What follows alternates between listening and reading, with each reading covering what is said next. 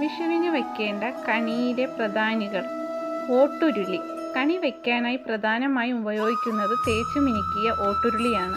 ഇത് പ്രപഞ്ചത്തിൻ്റെ പ്രതീകമായി കരുതപ്പെടുന്നു. പിന്നെ വേണ്ടത് ഉണക്കലരി അല്ലെങ്കിൽ നെല്ല്. ഉരുളിയിൽ ആദ്യം നിറയ്ക്കുന്നത് ഉണക്കലരിയോ നെല്ലോ ആണ്. ഇത് നമ്മുടെ വരും വർഷത്തെ ഭക്ഷണ സമൃദ്ധിയെയും കാർഷിക സംസ്കാരത്തെയും സൂചിപ്പിക്കുന്നു. ധാന്യങ്ങൾ ഐശ്വര്യത്തിൻ്റെ ആദ്യ ലക്ഷണമാണ്. പിന്നെ വേണ്ടത് കണിവെള്ളരിയാണ്, മഹാവിഷ്ണുവിൻ്റെ മുഖം. കണിയിലെ പ്രധാനപ്പെട്ട ഒന്നാണ് സ്വർണ്ണ നിറമുള്ള വലിയ വെള്ളരിക്ക. ഇതിനെ ഭഗവാൻ മഹാവിഷ്ണുവിൻ്റെ മുഖമായി സങ്കല്പിക്കുന്നു.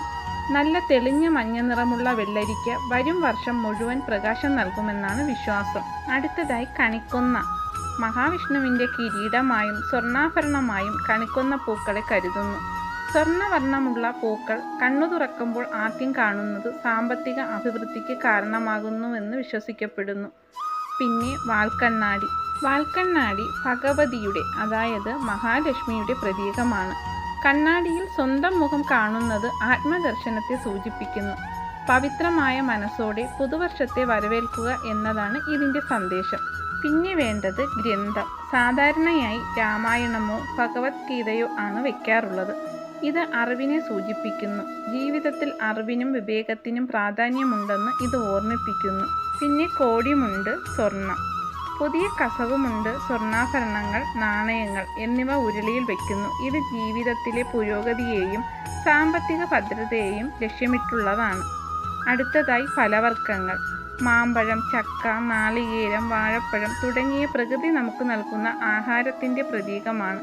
ഇവ ഉരുളിക്ക് ചുറ്റുമായി ഭംഗിയായി ഒരുക്കി വയ്ക്കുന്നു.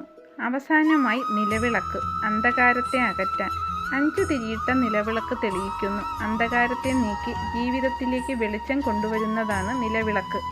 കണി കാണുന്ന വ്യക്തി ആദ്യം ദർശിക്കുന്നത് ഈ ദീപനാളം ആയിരിക്കണം. കണി ഒരുക്കുന്ന രീതി. ഒരു പീഠത്തിന്മേൽ ശ്രീകൃഷ്ണ വിഗ്രഹമോ ചിത്രമോ വെച്ച് അതിനു മുന്നിലായി ഓട്ടുരുളിയിൽ മേൽപ്പറഞ്ഞ സാധനങ്ങൾ ക്രമമായി വയ്ക്കുന്നു. കണ്ണാടിയിൽ വിഗ്രഹവും പൂക്കളും പ്രതിഫലിക്കുന്ന രീതിയിൽ വേണം ക്രമീകരിക്കാൻ. വിഷുദിനത്തിൽ പുലർച്ചെ എഴുന്നേറ്റ് കണ്ണു തുറക്കാതെ വന്ന് ഈ കണി ദർശിക്കുന്നതിലൂടെ വരാനിരിക്കുന്ന ഒരു വർഷം മുഴുവൻ ഐശ്വര്യപൂർണ്ണമാകുമെന്ന് നമ്മൾ വിശ്വസിക്കുന്നു. കൂടാതെ കണി കാണുക എന്നതിൻ്റെ ഏറ്റവും പ്രധാനപ്പെട്ട വശം നമ്മുടെ മനസ്സും ഭക്തിയുമാണ്. ആർഭാടമായി ഒരുക്കുന്നതിനേക്കാൾ വലിയ കാര്യമാണ് ഉള്ളതുകൊണ്ട് തൃപ്തിപ്പെട്ട് ഈശ്വരനെ സ്മരിക്കുന്നത്. ഭക്തിയാണ് പ്രധാനം. ഭഗവാൻ കൃഷ്ണന് ഏറ്റവും പ്രിയം ലളിതമായ സമർപ്പണങ്ങളാണ്.